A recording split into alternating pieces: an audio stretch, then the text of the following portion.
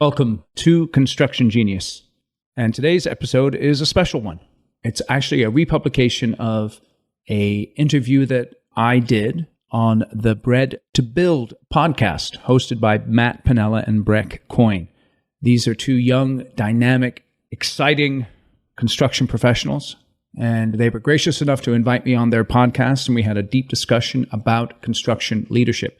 So I thought I'd republish the episode here on Construction Genius, just to introduce you to Matt and to Breck and to give you some insights into my thinking behind my business and my interaction with construction companies, and also on the importance of leadership in construction. I know you're going to enjoy this interview. It's just a little change of pace. Feel free to check out Matt and Breck's podcast, Bred to Build, and enjoy our discussion here today. This is Eric Anderton, and you're listening to Construction Genius, a leadership masterclass. Thomas Edison said that genius is 1% inspiration and 99% perspiration.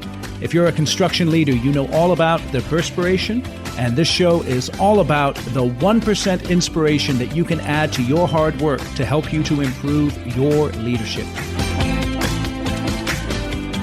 What is up, guys? Welcome back to another episode of the Bred to Build podcast, a project dedicated to sharing the stories of the people who build and those who help move construction forward.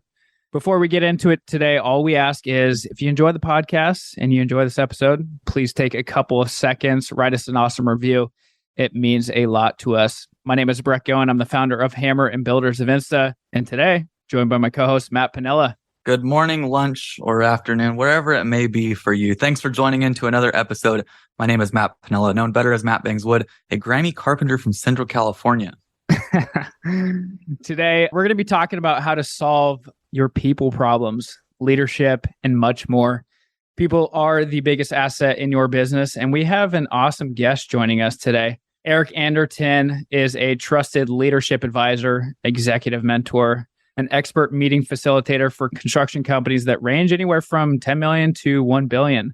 He's got more than 2 decades of career and entrepreneurial business experience alongside of 25 years of public speaking and mentoring. He's got some things under his belt. He also just launched a new book, which we'll get into on this podcast.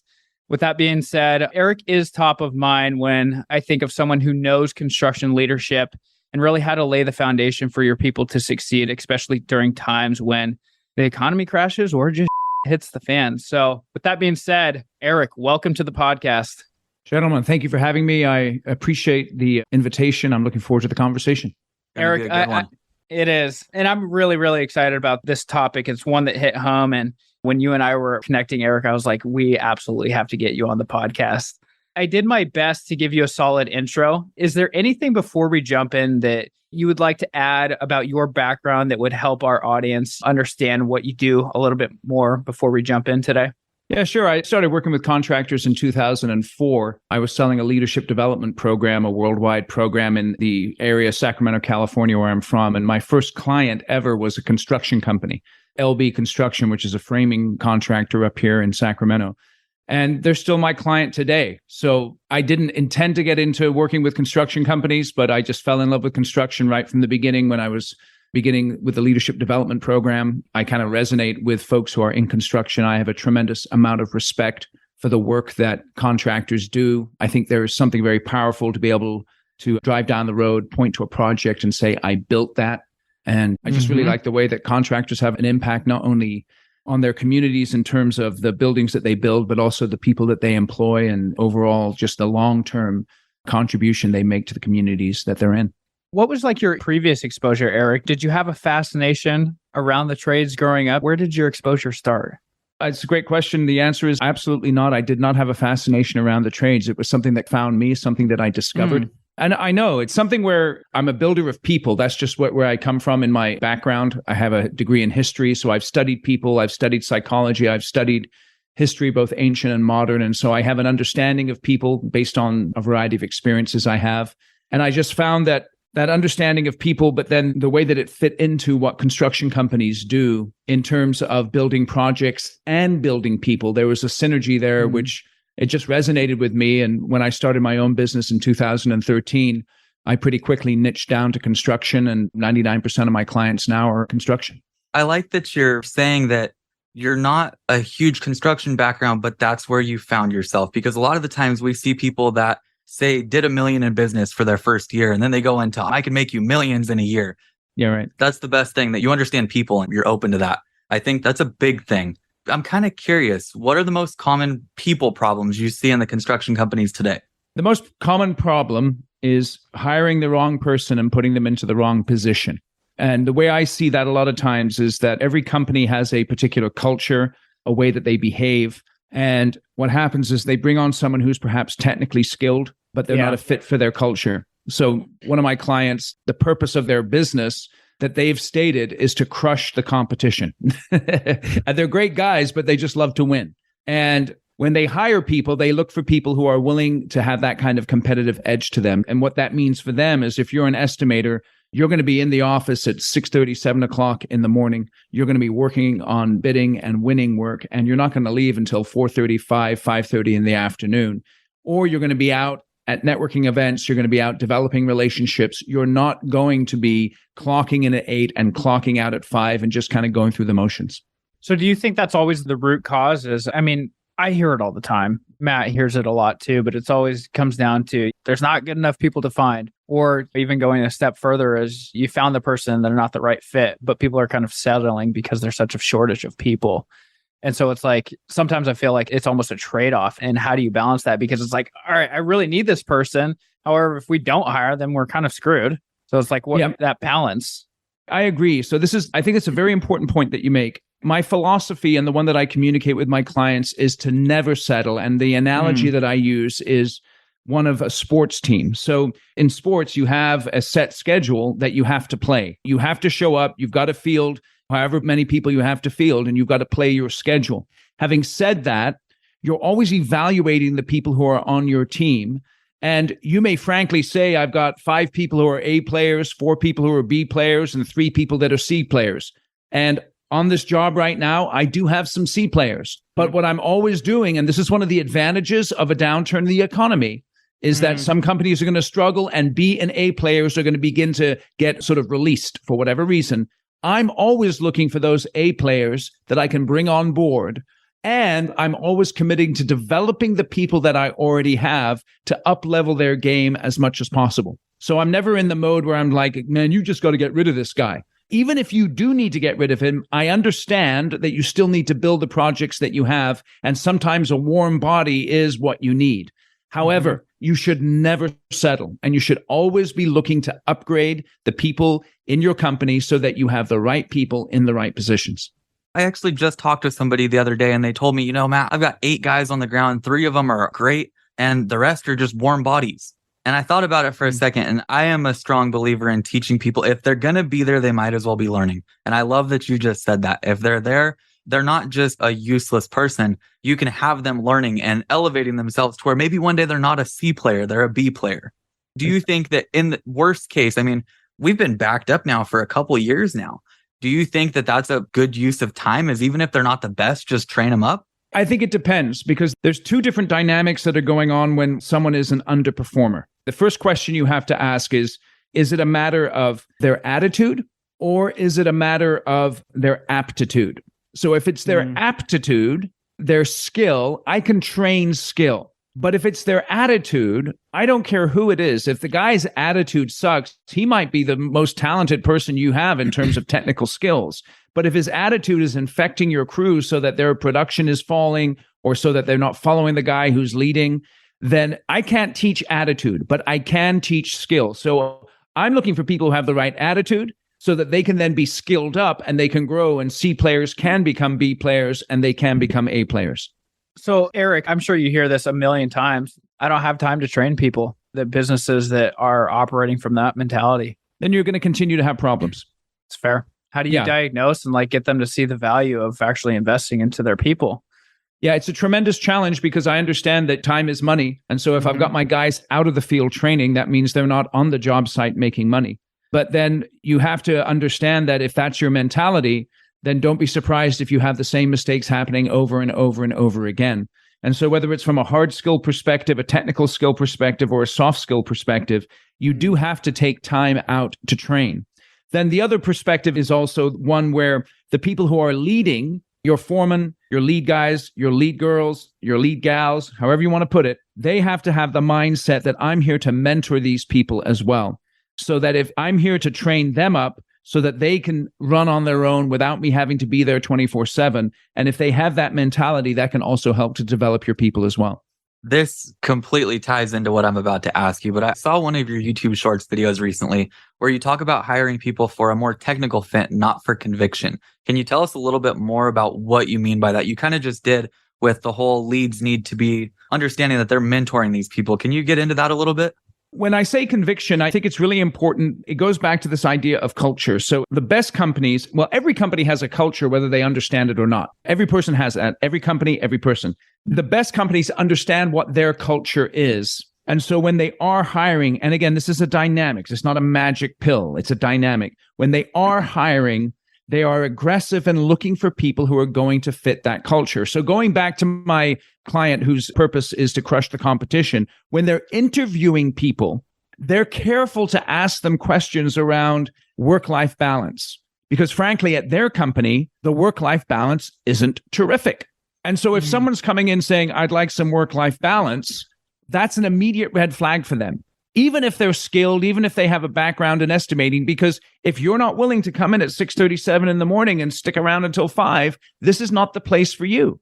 And if you're always looking to leave by 2:00 because you've got your kid's ball game to go to or something like that, in some companies, they're encouraging that. But let's be honest up front. If you're going to be cutting out every day to go handle this or go handle that or go handle the other thing, maybe you're not a fit for the organization and we shouldn't hire you in the first place. So having that conviction about who you are, and then being willing to attract people based on that, and then also repel people based on that conviction, can lead to a much healthier culture. We did this recently and I didn't even understand that we were doing it. But now that you say it that way, it makes perfect sense. We've been through the hiring process a lot as we're scaling. And we've had a few people where they don't work out on Thursdays, Fridays, or the weekend at all. And as much as we try to make that fit, it's like trying to fit a big old triangle into a square. It just does not work. It's not the fit that we need. And as much as I aligned with them as a person, as a carpenter, on a work level, if they can't be there more than half the week, it just doesn't make sense. Yep. And it felt like saying hey, kid, you're great, but this isn't going to work. When his work ethic was there, but scheduling, what you just said ties in with that scheduling thing a lot. That makes sense. Was attitude there too, Matt? Or Absolutely. did you learn? This kid was on fire. But it was a family problem. It was, I have to be out of town every single weekend, Saturday, Sunday, which isn't that big of a deal, but it was, I have something else Thursday, Friday, I can't be there. So that was I have days where the crane shows up and it costs a lot of money. I can't just have people not there. Yep, 100%. Let me just say this. What happens with you've got to decide as a company, am I going to spend my life revolving around my employees' drama and issue, or am I going to set a clear course for my business? And of course, people have issues. I remember when I was going through some particular personal challenges 20 years ago in my life, and my employer stuck with me. But he did that because I was a baller. And he knew that Eric's a baller and now he's having a little dip. Let me help out Eric for a little bit. Yeah. Knowing that Eric's not some sort of flaky dude. And he helped me out for a couple of months as I was going through some challenges, and I continued to ball. So everyone has issues. We all have challenges. We're human beings. But if there's a person who's like you just described, Matt, that's the kind of person, well, dude, I like you. You are skilled, but you're just not a fit. You're solving my problems during this podcast. I'm thinking about way too much here. Oh, that's great. So I did kind of have a question out of curiosity, Eric. We can get into this a little bit later in the podcast because the whole reshuffling of the labor pool is something that we had mentioned on 2 of our previous podcasts where the opportunity is a little bit more tangible now. But one of the things that I talk to a lot of businesses, it's quick to hire, not so quick to fire. They're trying to hold on to people because they need warm bodies. And I feel let me ask you this instead of assuming, when you talk to a lot of these businesses, they need to fill a seat on the bus. And so maybe they lower their expectation level because they need a warm body on the site. How often do you see that? And 2, how do you refine your process and expectation when you are going through the interview process? Yeah. So the first thing is I see that all the time. And it's with companies that are small, companies that are large. They hire fast and they fire slow instead of hiring slow and firing fast. And so to refine the process of hiring, first step is what we've already touched on, which is to be clear on your culture and inject that into the interview process. Second step, I recommend using assessments. There's tons of different assessments out there. I recommend one with my clients. Assessments are not the be all and end all, but they're a part of the process.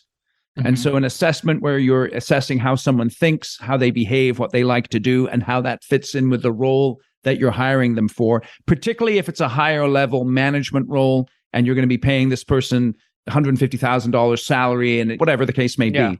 And then the third step is after you're clear on your convictions and you're injecting those into the hiring process, you're using an assessment. The third one is to really check the references and to actually do that and to have clear conversations with people about how does this person succeed? How has this person failed? Why did they leave their job? And this is a key question that I would ask every single reference that I go after. And it's this: if this person was to come back to you and reapply for a job with your company, would you hire them? Interesting. I haven't heard that one before. Yeah, I think it's a killer question. It's one that I ask. It's funny because I was talking to one of my clients just last week, and a high-level executive in their company left their company a few months ago. And they began to sort of send back out feelers to this company. And you could kind of tell that maybe this guy was kind of angling for another position. And I looked the guy in the eye, and this is a $100 million plus construction company. I said, listen, if this guy comes back and he wants a job, are you going to give it to him? And he's like, nah, I'm not going to give it to him. He's done. You got to be clear on that kind of stuff, because these issues about hiring and then keeping people who are not a fit for your company, they will cost you millions of dollars over the lifetime of your organization. And you have to get very, very aggressive and very consistent in bringing on the right people and putting them in the right positions in your organization. That was killer. I love that. We're probably going to switch gears a little bit and go into some of the office stuff, but just so I can kind of clarify, maybe for the audience too. Yes. Eric, when you talk about convictions, is that gut checking on the person that you're going to hire, or is it overall just having conviction in your own organization, or is it both? Like, how do you define convictions when you're talking to a client of yours? It starts with you first. It's the most important thing is you have to be clear on why does my company exist? How do we behave? How are we going to be successful? What's most important right now? Those are four questions that you have to ask. What's our purpose? What's our personality? What's our plan? What's our priority? With all those things in mind, I should bring those into every single interview that I do as far as hiring people. What's my plan? What's my purpose? What's my personality? What's my priority? And so you have to have that kind of conviction. Then when you're interviewing someone, you have to ask yourself the question, what is it going to cost me to make a hiring mistake here? And this is the key. So let's say you're hiring someone and maybe you're hiring an hourly worker. And so you bring them onto the job site, you figure out after 2 weeks that they're not a fit, and then you let them go. That doesn't cost you a lot of money. No. Okay. And sometimes that's just what you have to do. That's fine. But if you hire someone in a more expensive role, be it a project manager, an estimator, a senior leader, someone who you're going to be investing 6 figures plus to bring them into the company, you must understand that to make a hiring mistake is going to cost you at least a year's salary in terms of getting rid of that person and then bringing in another person to replace them. So it's a big, big spend. And that's why when you're hiring someone, you really have to ask yourself, is this the right person for the right position? And then once you've hired them, you can't just go, whew, I've done my job. No, your job is just beginning. And it's then that you have to commit to making sure that their first 30, 60, 90 days are a tremendous success in your organization. Because what you have to do at the end of 90 days is then take a hard look at this person's contribution and ask yourself, is this the right person for my company? Because if they're not, that's when you need to cut ties with them, is after that 90-day period. Because if you don't have a clear idea of whether or not they're a fit for your company in the first 90 days, then you haven't done your job correctly. Yeah, that's a key question that you should be asking is when you set that level of expectation is also asking the candidate, where do you expect to be in 90 days? And then making sure those expectations are met. I was having a conversation with a business and you kind of just triggered this memory for me, Eric, but he was saying something along the lines of, he's about 70 employees today. Really, a lot of his growing pains happen around 30 to 40 employees when you really start to need to develop systems and processes. Just putting more people on a bad system doesn't put out your fires. And, you know, one of the things that he, exactly, right? But one of the things that he mentioned was you can't just hire people and expect all of your problems to go away. And I feel like I see that a lot, especially with businesses that are maybe getting up close to their scaling phases, they just feel like they need to put bodies on things, and then people are going to come in and then they're just going to figure out what to do. And I feel like if you don't have like what you're kind of alluding to, the conviction about your business, or at least having a clear roadmap of what this hire is going to do, they're not going to be successful because they're not going to come in and know your organization better than you do. You have to put that plan in place and not just be like, hey, we're going to hire John or Sally and they're going to just figure out all the processes for us. It just doesn't happen. I think the smartest thing to do is like do all that manually and then figure out like what's the ideal process and then bring in that operator or whoever, and then they're going to execute on that process. That comes with having systems in place though, and already being somewhat of a leader, because a lot of the people that I'm talking to, they're telling me that nobody treats their business the way that they treat their business. And that's all fine and dandy, but nobody ever is going to. But you can put systems in place and teach them and show them ways to what they're doing is more beneficial than what they were doing before. It just seems like a lot of people hire and expect that like all their problems are just going to go away. Everything's going to be cured. And if you hire somebody for an office position, you're never going to have any problems. I think that's kind of where we're headed to with this next segment here. Eric, we see this all the time, conflicts between the field and the office, between, say, project managers, between GCs and subs. The one I hear most about is the field to office disconnect. Kind of curious your point of view. What are some of the most common conflicts between the two?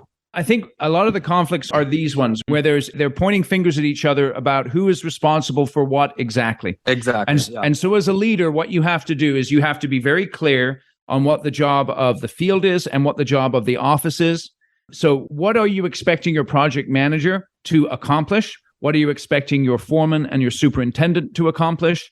What are their roles and responsibilities? Do they understand what their role and responsibility is? Do they understand what the other people's role and responsibility is? And then are they executing it? If you're clear on that, then when you come across the various conflicts, that will help you to understand who's ultimately accountable for that particular issue. So you're saying that accountability is lacking. Basically, nobody knows who is doing what. And that's where the problems come from. Because I work with a lot of different builders, and anytime a problem comes up, say it's with billing, I talk to people on site. Oh, no, that's not my deal. That's theirs. I talk to them. Field guys didn't turn in billing. Nothing got submitted. It's always they're blaming them and they're blaming them. And it's just a circle of 9 times out of 10. Yeah. And again, that's where clarity on role and responsibility is important. And then communication of that role and responsibility so that everyone understands, and then accountability to that role and responsibility. Clarity, communication, accountability. So I want to chime in here. I've talked to a lot of field guys over the last 2 years, ranging from a lot, ranging anywhere from like journeyman carpenters in the union to, I mean, your everyday swinging a hammer guy. Most of them do not respect the office. Yes. And so I totally get it. If you have processes in place and you have like roles and communication and expectation, but I mean, I'll talk to some of these guys and they're like, this is their words, not mine, but they're like, they don't know what I go through. And That's so right. It's like when the fingers go the opposite directions, it's usually out of like just a lack of respect for each other's role. HR or office management, the most common thing that I'll hear from guys or gals on the field is they're like, they've never stepped on a job site. So like, why am I going to try to improve my communication if they have no idea what I have to go through to even get this data or whatever to them? We hear the same pushback with engineers and architects though, as well, with the trades too. But it's still that field to office setting, because I've heard it a million times. Looks great on paper, but does it work? No. And it's the same thing every time. And it comes down to, in my opinion, a lack of respect both ways. They don't care so much. Like I've seen gray areas where the architect just leaves things blank. And then I've also seen guys on site that aren't willing to communicate. So it kind of goes both ways. Who's at fault though? Okay, so I think the first thing that everyone needs to do is they need to step back and they need to ask the question, where do we make our money? In construction, where's the money made? And the way I look at it, the money's made in the field. Yeah. So if you don't have guys and gals in the field, building the buildings, doing the work, then you ain't going to make any money. And so the folks who are in the office, they need to understand that they're there to support the field. They're there to make sure that the field has everything that they need to execute every single day. The field needs to understand that as the office is providing them the support that they need to execute, and that they are the center of the business, they're the engine of the business, they then have a responsibility to report back to the office with the information that the office needs in order to help the field to execute at the highest possible level on a consistent basis. And so if that's the mindset that we are making our money in the field, and field, you have the responsibility to report back on your production and on your issues so that we can understand what we need to do to further support you, then that mindset shift can help to overcome some of the barriers. Question for you. Do you think a lot of contractors are telling their field employees that they need to be reporting back? Because oftentimes I hear that the office needs to be telling field what they need to be doing, but it's never really the other way around. What you just said right now was actually kind of a first. I think it's something that would help a lot. So are you working with people that are having their teams communicate both ways? Absolutely. And that's what the most effective companies do. They use a combination of relationships and technology to achieve this. And again, that perspective, the field is where we make our money. So we're here to support you, but field, we need information from you so that we can better support you. And another piece of the process is this. I work with a lot of larger contractors, and what happens is they hire their engineers or project managers out of college, and they have their degrees, and everybody knows that they don't know anything, except them sometimes, the guys with the degrees. They think the degree qualifies them to go onto a project and tell a guy who's been doing the work for 25, 30 years what they need to do. And so the office needs to come, it's a tricky thing. They need to come onto the job site with the appropriate combination of humility and assertiveness. Because what happens is sometimes guys come onto the job site with their degrees and think that they're the bomb, and they're really not.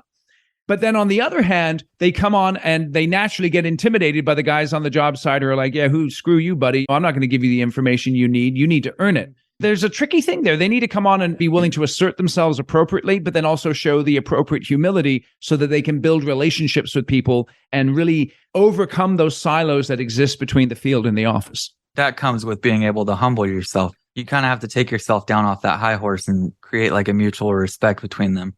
Yeah. And that takes work. It takes relationship building. It takes going through conflicts. And it's a challenging thing. What we're talking about, there's no magic pills to what we're talking about here, right? It's not like, here's the magic pill, take it. If anyone sells you magic pills when it comes to this stuff, then they're full of it. I wanted to chime on the relationship component, Eric, because I 100% hear you. I mean, you were kind of alluding to the project manager that has a degree, and then you have the industry veteran that's like, earn the information. We also had this was a little bit ago. We had a podcast episode with Jared Kaufman. If anybody's listening and wants to learn about the dynamics between younger leaders and leading veterans, I highly recommend going and checking that out. But the dynamic is the same, that the project manager is getting information from the field veterans, but also maybe let's quickly talk on the younger leaders coming in. That's a big gap too. You have the industry veteran that has 20, 30 years of experience, but then also if you have like that lead carpenter or that whatever it is, I mean, that dynamic is really tricky too, because then it's like, now I'm taking orders from this 28-year-old. Like, what is going on here? Yeah. So again, I think that it's incumbent upon the younger folks to come with a mindset of, I am in a leadership role, but I'm here to serve you. I'm here to do whatever is necessary to clear the way so that you guys can build safely, profitably, with high quality on a consistent basis. Now, if I need to say stuff, I'm going to say stuff. If I need to call you out, I'm going to call you out. But I'm not doing it because I'm trying to power trip. I'm not doing it because I'm trying to clown you. I respect you. I know that you're the heartbeat of the business, but I will lead, but I will serve as well and do whatever is necessary to make sure that you can get your job done. One thing that I do want to say right here is that if anyone is listening, dealing with this type of dynamic, they should literally copy and paste this script from Eric and tell this to their field guys, because I mean, you scripted it better than probably any of us could have right now. And I do think it's important as well. So like a lot of construction companies, the guys who run them, the owners and the presidents, they come out of the field. So they understand the gig. They started with their, like my framing company, LB Construction. Jordy and Vance started the company with one truck and their belts on. So these guys aren't Harvard MBAs who just swooped in and bought a construction company. You know what I'm saying?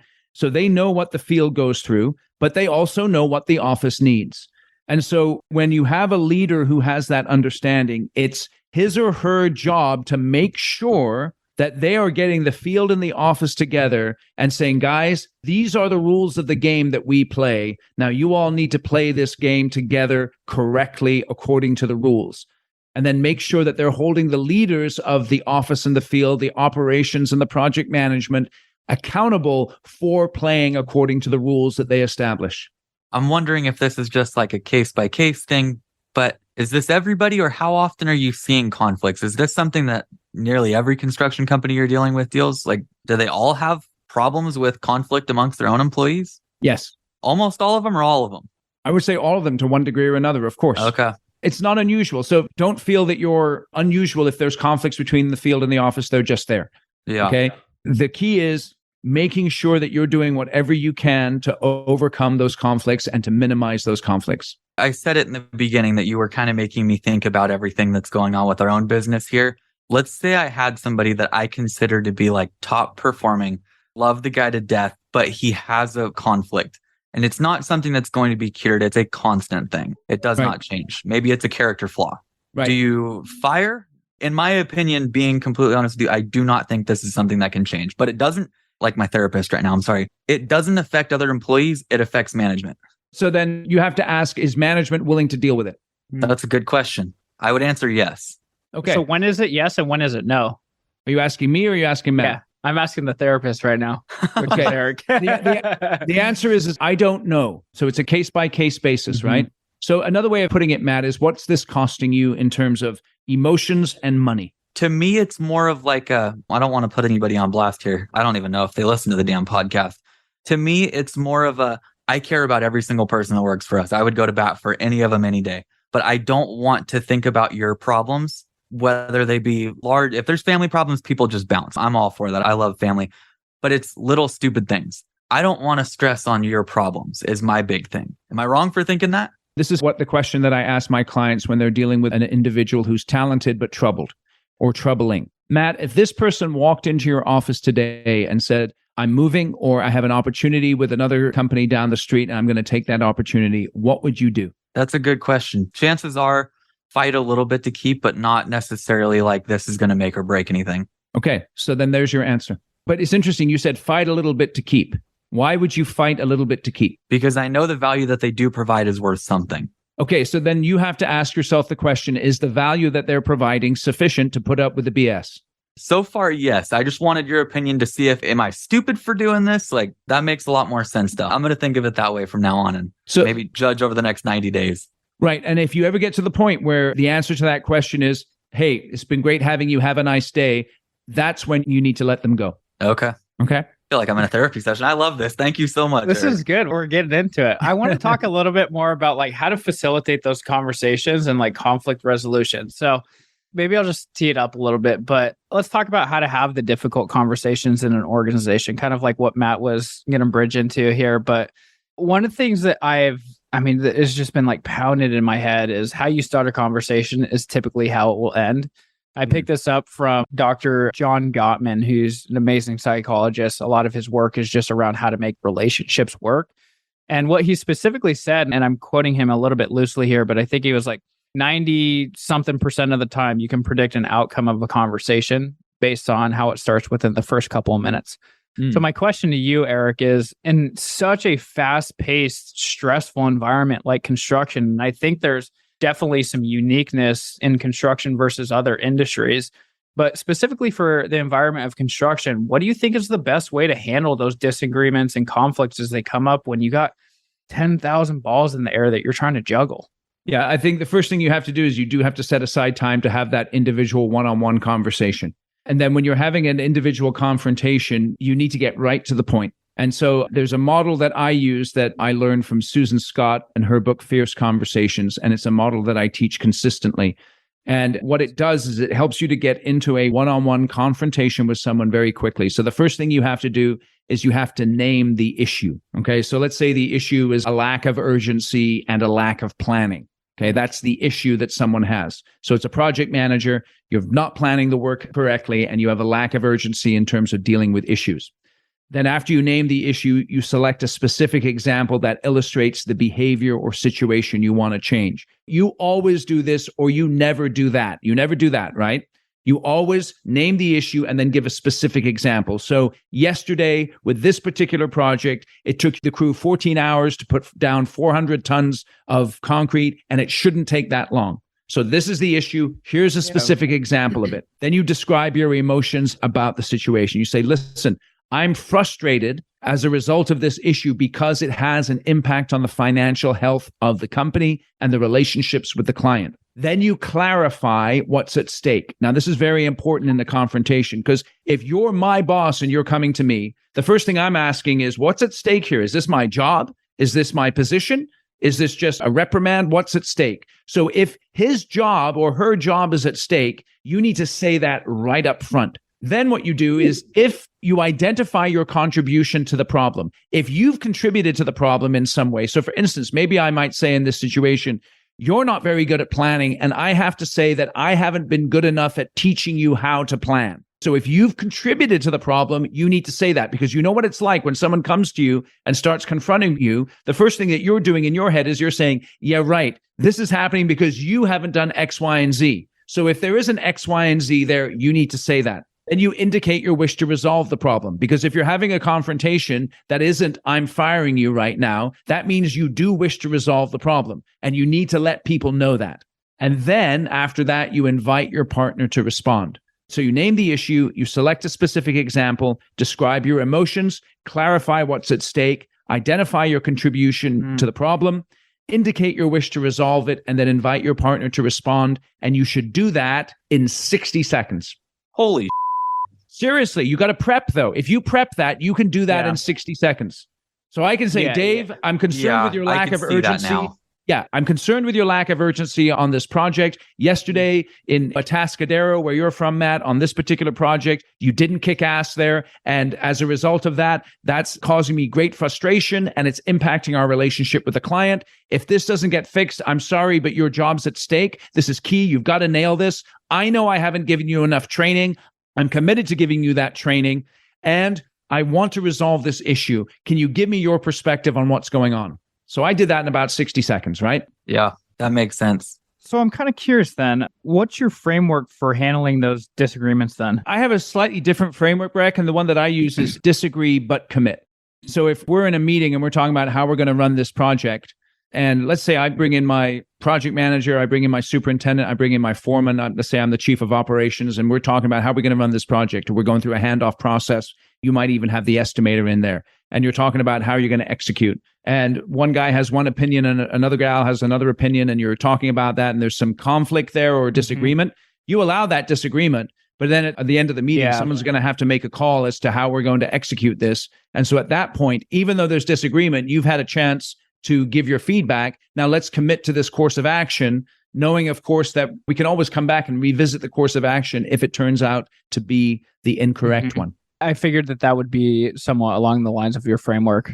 I want to talk a little bit more about if people are the root problem and also the root solution. Yes. Obviously, changes to a project are part of the game. How do you motivate people when they're struggling? It depends what area they're struggling in. Give me an example. Maybe just executing a project.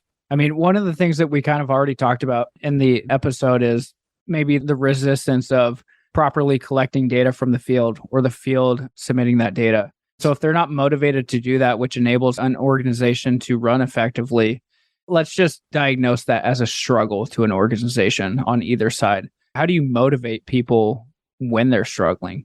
Again, I think it goes partly back to the idea of role and responsibility. So I have to diagnose the problem. So if someone's struggling, if they're demotivated, are they demotivated because the people that they're working with are not responding to their requests for information?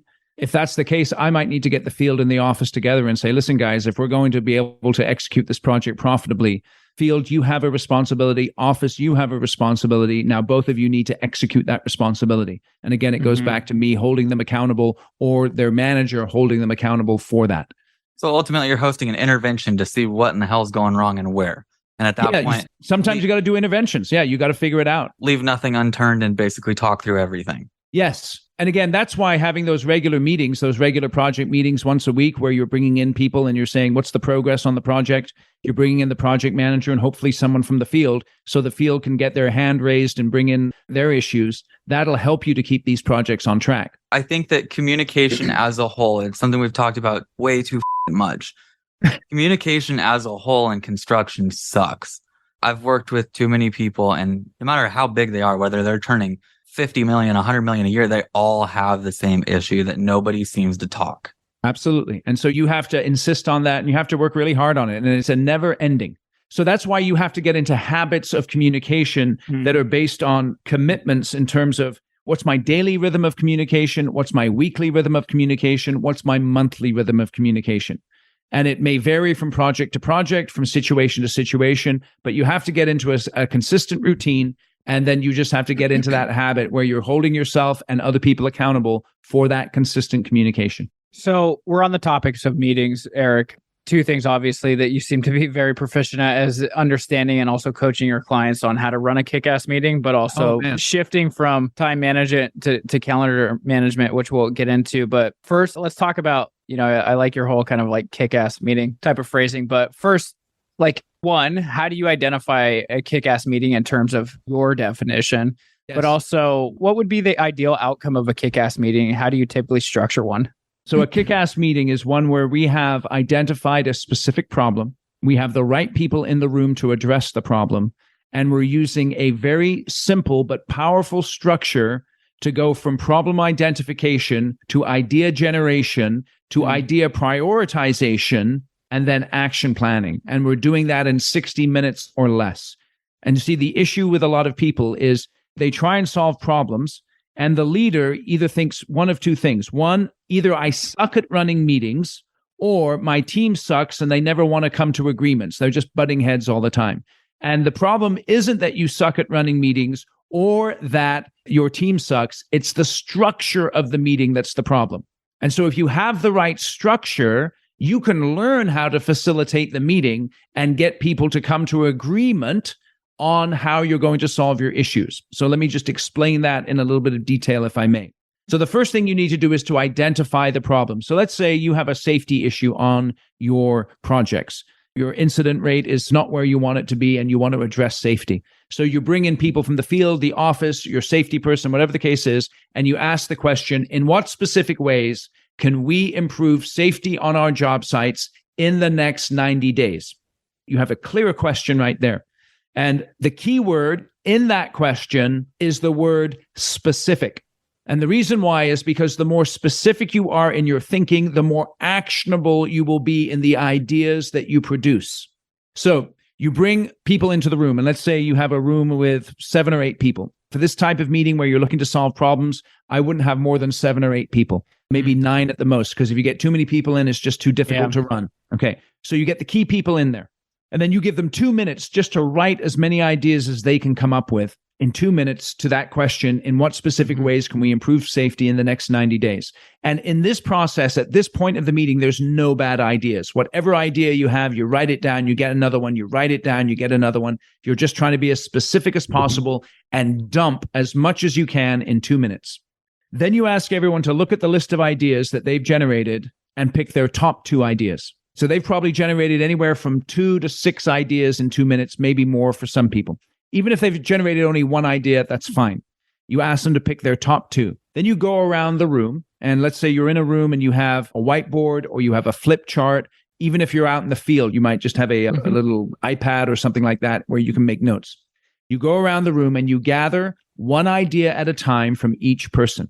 So you start and you get your first idea. They share it with you. You write it down on the board. You ask clarifying questions because sometimes people need to talk out their ideas to clarify what they're saying. And then you go to the next person and get their idea, and you only let them share 1 idea at a time. You go all the way around the room getting their ideas. If you're going to participate and you're leading the meeting, you share your first idea last. Then you go back around the room and get everyone's ideas, but you go the other way. So the person who went last gets to go first the second time around. So you should get 2 ideas from every person in the room. Now, you're going to get duplicate ideas at some point. That's fine. You just ask them to share their next best idea. So at the end of that, you should have about 12 to 15 ideas on the board on how you're going to improve safety in the next 90 days. Now, there's an old saying about meetings. When all was said and done, a lot was said and nothing was done. So you've got this list of ideas, and they're probably all really good ideas, but you're not going to execute on all of them in the next 90 days. You're just not going to do it. Yeah. So what you do then is you prioritize, and this is how you prioritize. Let's say you have 12 ideas on the board. You distribute 4 votes to every person in the room. So a third of the ideas. And you ask them to pick their top 4 ideas from the list of 12. And so everyone votes. You go around the room, you collect the votes. And what you'll find is that 1 or 2 ideas will get more votes than all of the other ones. And in fact, what you might find in many cases, and I've been using this process for almost 2 decades, it'll be 2 decades next year, you'll find that the top 2 ideas will then be supported by the other ideas that get votes. So then what you do is you take the idea that has the most votes. And so let's say it's safety, and the best idea is we're going to have a tailgate meeting every single day for 5 minutes. We're going to have a 5 to 10 minute tailgate meeting on every single project, every single day to remind us about safety. And let's say there's 8 people in the room and that got 6 votes, and that's the most votes. So you look at everyone in the room and you say, by a show of hands, if we commit in the next 90 days to having a tailgate meeting every single day to discuss safety, how many people will support that by a show of hands? And I promise you, 99% of the time, you're going to get unanimous consent to that idea. And the only time you don't get unanimous consent if someone is unclear on the idea for whatever reason. So by using this process, you get everyone to weigh in with their ideas, to evaluate the ideas, to vote on the ideas, and then to support the ideas and to come to agreement on how you're going to solve your toughest challenges. And you can do this in less than an hour. This is going to sound so ridiculous, but like what you've just explained sounds amazing for one. But this sounds like something I would do in grade school because it works. But the other thing is, it's so simple that it works so well. You're not just telling people how you're going to fix a problem, and you're not giving them any sort of like, here's A, B, or C. Here's what you're doing. That's going to be that. That's how you get pushback. But like you're saying, when you get their opinions on what they think could be done and they feel like they came together as a group and figured something out, I feel like that leaves, everybody leaves the room thinking, I contributed to that. Like, we're going to make a change and I was part of that. And I feel like they're more entitled to want to actually push for that. That makes so much freaking sense. Yep, 100%. I promise you, if you use this process, you will find that it revolutionized the way that you run the types of meetings where you're looking to solve problems. And we know in construction, problems happen all the time. Absolutely. And so you've got to get good at solving problems and tapping into the genius of your team in order to do that. I love that. I'm going to recap for the audience, but the 4 ways to run a successful meeting, according to Eric, is identify the problem, share ideas, and vote. Prioritize them, evaluation, and come to an agreement. That's amazing. It's simple and there's an agenda. And like what Matt was alluding to, everybody feels like they contributed to it. Yep. And I can tell you, I've built my whole business on that one framework. I mean, my business is way more than just that, but without that, I wouldn't have the business that I have now and the ability to help the people that I've helped because of using that process. So I want to talk about the second thing that I was alluding to is the changing from the time management to calendar management, speaking of processes. But can you identify or tell us a little bit more about like how you view both of them, time management versus calendar management, and like how to factor in and embrace chaos? Because I think that's really, really important for a lot of folks in construction to learn more about. So it's basically a mindset shift. And again, this is not rocket science by any means, but basically if you're trying to manage your time in construction, you'll fail miserably because there is so much chaos, right? So I'm coming in and I've got my prioritized list of stuff I'm going to do that day. And then all of a sudden I get a call from my superintendent or my foreman and that goes out the window and off I go. You know what I'm saying? And then I come to the end of my day and my list is, I haven't done anything on my list and I wonder what happened. And so the first thing you have to do is you have to embrace chaos and realize that much of the time, especially as you're lower down in an organization, and maybe I shouldn't say lower down, the closer you are to the field, the more chaos there will be in your life. So the further you get away from the field, the less chaos there will be, or the higher you get up in leadership. Now, you have to embrace that chaos. And let's say you're a project manager. 80% of your time is going to be spent dealing with stuff, answering emails, contacting clients, coordinating with the field, running around with your hair on fire. Get used to it. That's reality. Where it comes to calendar management, what you have to do is you have to ask, when does my chaos occur? What are the times that my chaos occurs, generally speaking? And so maybe I've got to get my guys lined up and get them launched at 7 o'clock in the morning. And from 7 to 10, lots of stuff is happening. And then maybe it mellows out a little bit in the afternoon. Now, I may still get a few phone calls, but there's space in the afternoon where what I can do then is shift to my calendar management mindset. And I'm going to set out blocks of time. There's going to be a time block. It could be a time block for anything. It could be a time block for, let's say I'm an estimator and a project manager. I do both. Well, I'm going to block out time in my calendar in the afternoon to work on an estimate. And for 90 minutes, I'm not going to take phone calls. I'm not going to take emails. I'm going to focus on one thing. I'm not going to multitask because multitasking doesn't work. I'm going to do one thing, and that is work on that estimate. So prior to getting into that time block, in order for it not to be interrupted, I'm going to communicate to other people saying, hey, listen, from 1 to 2:30, I'm going to be working on an estimate unless there is an emergency. And let me define what an emergency means. Unless there is an emergency, my door is closed. I will not be interrupted. After that time block, I'm happy to answer your emails or your phone calls or to have a conversation with you. But during that time block, I'm managing my calendar and I'm focused on doing one thing. I've said it a few times that I think that you're my therapist right about now. I really do think that I'm on almost a right path. I started doing this recently because I noticed that time went out the window in a hurry and that I couldn't get to anything that I wanted to during the day. So I got to a point where I would start putting the phone away, not having emails open, and just focusing. I wasn't doing it so much as like a scheduled thing. And we also don't have a huge company, but I'm able to just put everything away and work on one thing. And that way, that one thing actually gets done, because I was noticing it over and over that I would say I was going to get to it, but it just wouldn't happen. It happened way too many times. Yep. And so this is the key, right? So like Mondays for me, I don't have client meetings on a Monday. I just don't do it. So if someone asks me, Eric, can you meet with me on a Monday? I'll say, no, I can't. I'm busy. The only exception I'll make with that is, let's say I'm going on a long vacation and I won't be around for a while. I may open up my Mondays for a week just so that I can meet my clients' needs. But I just don't do that. I do other stuff on Mondays, stuff based around my business. And so I think it's really important for you to understand what time blocking means for you and what you need to do in those time blocks, and then discipline yourself to set that time aside, put down the crack pipe. This is the crack pipe. He's holding up the phone. He's holding up the phone for people on audio. Put the crack pipe down, okay? Communicate to everyone that this is what I'm doing, and then discipline yourself to do that one thing. Yeah. It's helped me a lot. It really has. The next thing that I want to talk about is something that I've noticed as well. So I'm hoping you can. We're not going to get into the family problems that I have, but business, we've done great. Let's switch gears a bit and talk about building systems and running things a bit more profitable. You talk about this a lot in your new book, but let's get insights. I've seen it myself with many projects that I've ran, but as the project goes on, the profit seems to fade. It just dissipates into nowheresville, and I can't find it if I tried. What's happening? This happens a lot. It's the shiny new thing syndrome. And this is what construction companies do, is they'll have a crew working on a project or a project manager working on a project, and they get right to the like 85 or 90% completion. And then all of a sudden, another project comes along. And so, you know what we do? We start shifting resources to the new project. We want to get everything kicked off nicely. And then this other project, it just hangs around.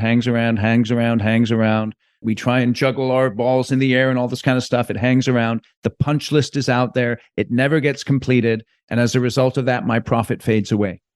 So it's really challenging, right? Because the truth is I need to bring on this next project in order to keep the cash coming in and keep the company rolling over.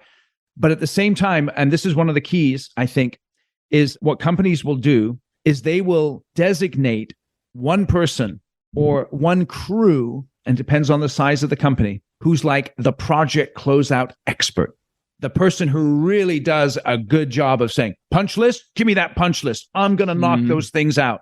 And let me just go down and make sure all those things get taken care of. And maybe they have enough of energy and enough ability to be able to handle that punch list so that you can shift resources off. But you're focused on buttoning up that last 10, 15% of activity so that that profit isn't fading away because you're not finishing up on time. I have a guy, his name's Jay. He's great. And what you just described is him. He's also our lead, but he's the most like team player person you've ever met. And he asks me all the time, Junior, my pop's business, we have the same name, so he calls me Junior.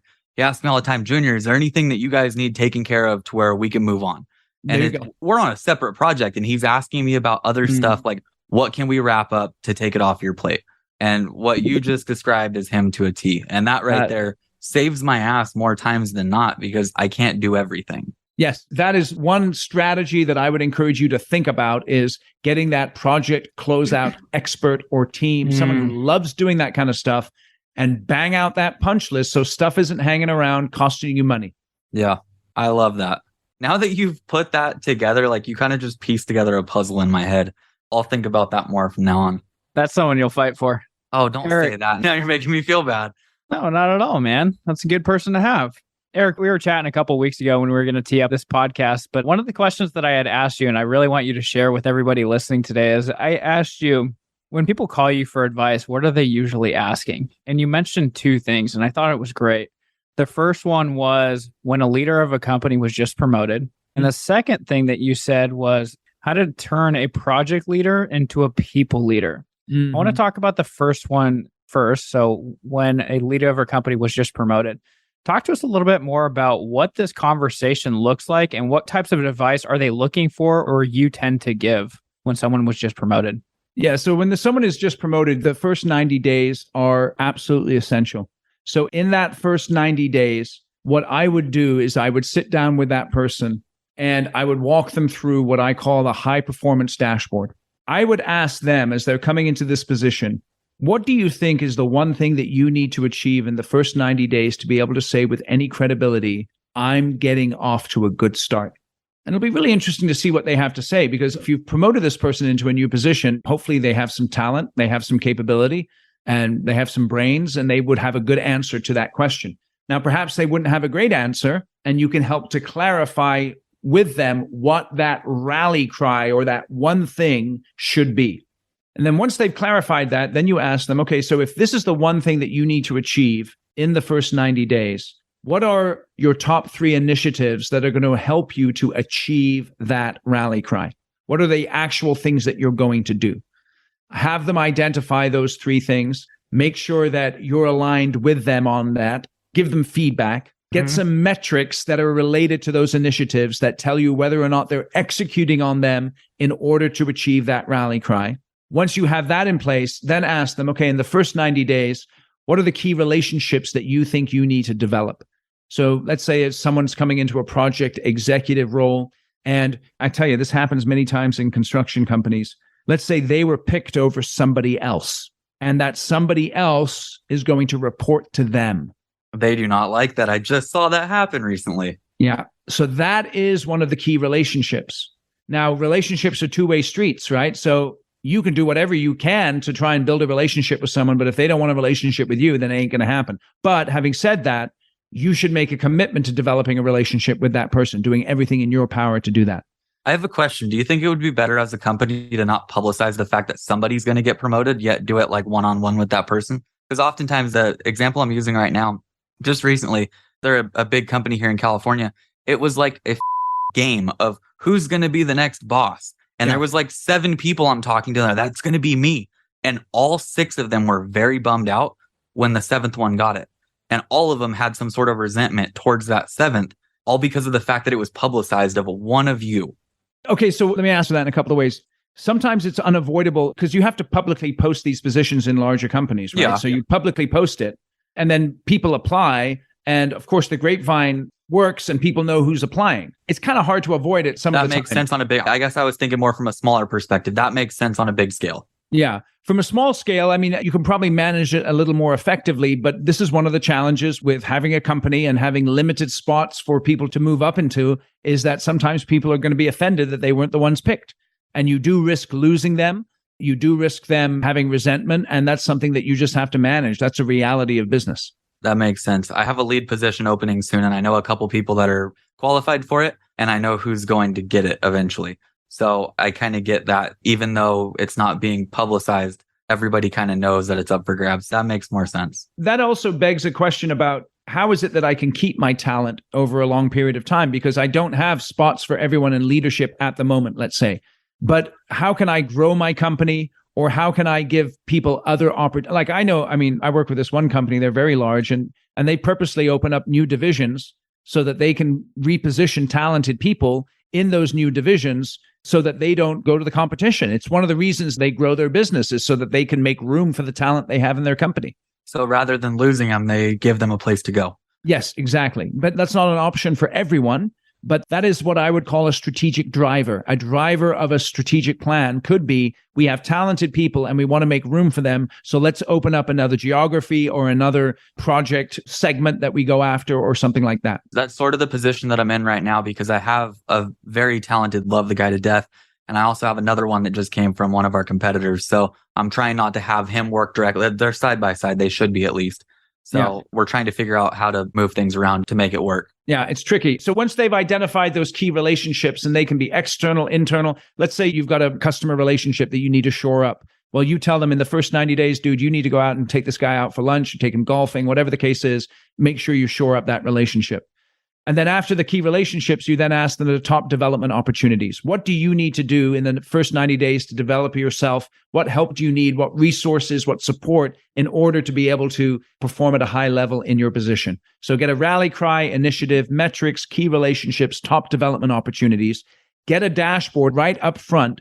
And then in the first 90 days, and I know some people aren't going to like this, but you need to meet with that new person every week with the dashboard in hand and ask them, how's it going? What's working? What's not working? What help do you need? So that you can come to the end of 90 days and say, I did everything I could to make sure this person succeeds in their new role.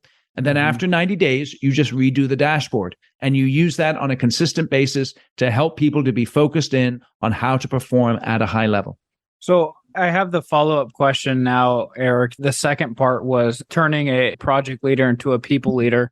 And I could probably make some assumptions, but have podcast guests on and us making assumptions. So I want to ask you outright, but what's the biggest difference that you see in a project leader and a people leader? And then how do you bridge that gap? Yeah, so projects are black and white, generally speaking, with the exception of some of the drawings being a little bit gray. But people are gray, right? Yeah, you know what I'm saying. People are gray, though, right? So people aren't black and white. So a lot of times you get engineers who have an engineer's mindset who kick ass running a project. But then when they have to run a team of people, they communicate in a way that can be abrupt. It can be emotionally unintelligent. And I don't mean, being a sissy or something like that, but they just don't pick up on emotional cues sometimes. And so they need to be educated in how to communicate, how to handle people issues, and how they differ from projects. And so that shift can be really challenging. So they have to learn how to have those difficult conversations like we talked about earlier. They have to learn how to bring people to agreement, like we talked about earlier in a meeting, not just say, hey, I know the right way to do it because I've got experience. This is how we're going to do it. But like you guys picked up from the process I shared, the act of getting people's input will get their energy then focused on how to solve the issues. You really have to focus them in on making sure that they're holding people accountable, because when I've only got 1 or 2 people to hold accountable, maybe I can handle that. But if I've got 6 or 8 people to hold accountable, I need to be then consistent in meeting with them on a regular basis so that I can surface issues, I can deal with problems, and I can keep my team moving forward together. If not, that's how things fall in the cracks and get left behind. Yes. This is another thing, right? Is because it's challenging because they didn't get into construction to lead a team of people. They got into construction to build stuff, right? And so now they've got to shift their mindset. And they think, this is the problem, they think that they're wasting time having one-on-one meetings with their people. But they're not. They're actually leveraging themselves to deal with the issues that they're having on the projects. And if you run those one-on-one meetings effectively, it'll have a massive positive impact on the business. But you have to discipline yourself to do those on a consistent basis. That's well said. Eric, we got one more thing that we want to talk about before we go, and talking about your book as well. But we've had 2 to 3 episodes where we got some perspective from a couple of our podcast guests on how to handle a recession, how to find your mentors in terms of just when things are chaotic. And also we got some really good insights to the market with John Burns. One thing that you mentioned is talented people are your best asset no matter what the economy is doing. Yes. I think we can all 110% agree on that. And I couldn't agree more with this. When the economy shakes or crashes, the labor pool reshuffles. We've kind of you alluded to this earlier in the podcast on the opportunity where if you can grab that talent, I mean, that's an opportunity that doesn't come every single day. But when it hits the fan as a business, how do you coach leaders and business owners on how to maintain a level of conviction in their business and in their projects that enable them to attract that talent and the best people when everybody else is stumbling over themselves and repelling the best people? How do you coach them on handling that? I think you have to be grounded in your own personal convictions, and you have to be committed to playing long-term games with long-term people, because construction is a relationship game. And you may get away burning a couple of people and being a hard ass and all this kind of stuff. But the best contractors that I know, particularly in the culture that we're currently living in, the most successful ones are the ones who understand that relationships are at a premium. And I am committed to playing long-term games with long-term people. So I'm going to conduct myself with integrity. I'm going to stand for what's right for the contract that we've agreed to, while also being flexible where I need to be flexible. But I'm not a fly-by-night kind of person where I just build a project and, the economy goes south, and so therefore I'm going to go try something else. I'm long-term committed to construction. I'm long-term committed to my clients. I'm long-term committed to my community. And just having that mindset, I'm playing long-term games with long-term people. The economy is going to go up and down. 2008 happened almost 10 years ago now. Actually, no, more than 10 years. Sorry, my math's terrible. 15 years ago now. 15 years ago, crap. Right? So I remember that. And everyone freaked out, and it was really, really challenging. But you know what, man? I got clients who've been around for over 100 years. And the reason they've been around for 100 years is because they treat their people right, they work with integrity, and they are committed. They play long-term games with long-term people. We've touched on this a bit before with some others, but it's almost like I feel like too many people hire without giving people a vision of what could be working for them. And oftentimes it's, here's how much you're going to make. Do you want to start tomorrow? Rather than, here's where you could be. I'm serious, dude. Construction's like I that. hear you. I've hired a lot of people like that too. But I really enjoy having a team that knows where we're headed, what we're doing, and where they could be. And a lot of the people right now, I'm hearing it, we're in a small area. I'm hearing a lot of local journeyman carpenters saying, hey, how are you looking right about now? We're getting slow over here. And their boss, their leader is not telling them, hey, don't worry about that. We're good. Whereas personally, not to sound cocky, I'm telling our guys, don't stress on that. We've got it covered. We're booked out solid. We're going to keep working no matter what. We have a downturn right now. People are getting slow, but that's not something they have to worry about because they see that long term of we're not going to be gone next May. If I'm gone next May, I f***ed up. Yep, that's right. And so that's the thing, dude, is I was back in the day, I used to sell copy machines. This was back in the 90s. And I love this. I know, it's classic. I used to do tons of cold calls, right? And man, anyway. But one day I walked into this one office and there was this guy, and I don't know, I'm in my 50s now, so he's probably like my age at the time, and I was in my 20s or whatever. And I asked him, so, hey, I don't know why I asked him, but I said, hey, give me some advice. And he said, okay, so let me give you some advice. Low overhead, stay humble. It's not what you make, it's what you keep. Oh. Now, if you want to get through a recession, that's how you're going to get through it. Low overhead, stay humble. It's not what you make, it's what you keep. And if you run your business like that every single day, particularly construction, when the recessions hit, when the bad times hit, you'll have the cash in hand to be able to get through that, maybe to keep guys on, your most talented people, keep them on for a little bit longer than maybe your competition can, and then attract that talent, and you'll be able to ride it out. But if you have high overhead, and if you're spending money on fancy toys, and if you're going around with your chest puffed up because somehow you think you're a genius because the economy's doing well and everyone's doing well, hold on a second. Low overhead, stay humble. It's not what you make, it's what you keep. I was too young to go through 2008, but I love talking to contractors that made it through. They're resilient in a way that they kind of bunkered down and made it work. And hearing how they did it, like you're saying, oftentimes it's just super lean and they pulled through. But the story is always different. It varies everywhere you go. Some people hired on a bunch of people and just made it through. But it's always interesting to me how that works out. I think we're headed towards a recession myself. If not, we're already in one. Depends on who's declaring that. But before we let you go, Eric, please tell us a little bit more about your book. Full disclosure, I bought it just before hopping on the podcast. Super stoked on it. What can people expect from it? I really appreciate you buying the book, by the way, Matt. And the book is called Construction Genius. It's effective, hands-on, practical, simple, no BS leadership strategy, sales, and marketing advice for construction companies.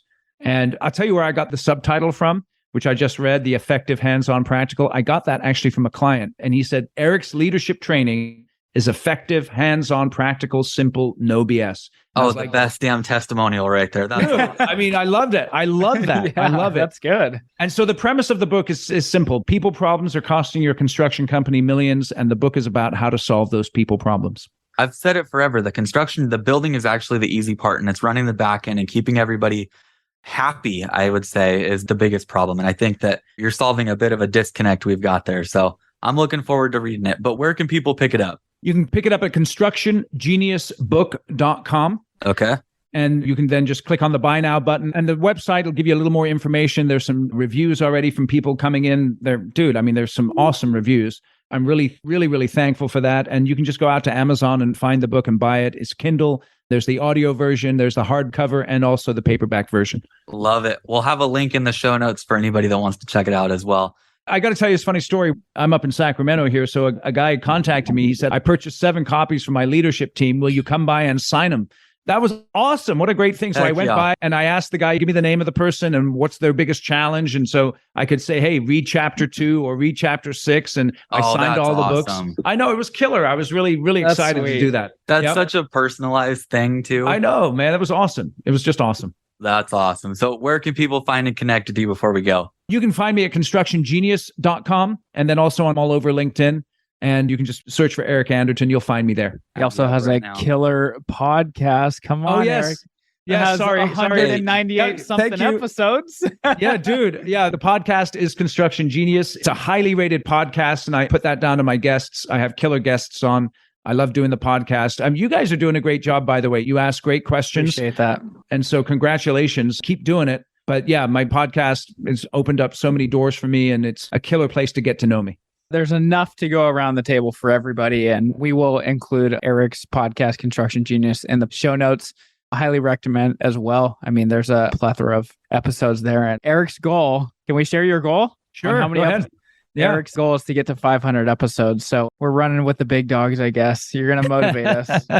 We're trying to get to 20. No, we're past 20. Oh. Don't undersell us. Don't undersell us, Matt. We're getting somewhere. I think 50. we're...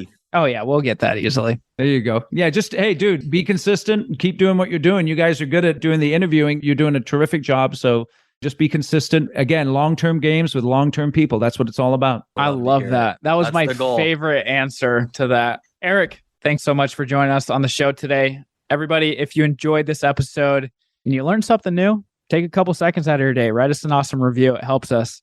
We'll see you next time on the Bread to Build podcast. Hey, this is Eric. Thanks again for listening to this interview with Matt and Breck. Please check out their podcast, Bread to Build.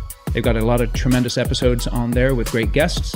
And as I was mentioning, the book, Construction Genius, Effective, Hands-on, Practical, Simple, No BS Leadership, Strategy, Sales, and Marketing Advice for Construction Companies. That's my book.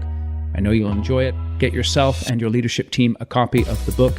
And then what you should do is read one chapter a month and meet together for 30 to 60 minutes, discuss the chapter and how you can use and apply it to improve the leadership of your business. Check out the book on Amazon.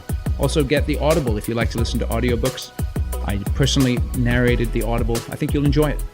And thanks again for listening today to Construction Genius.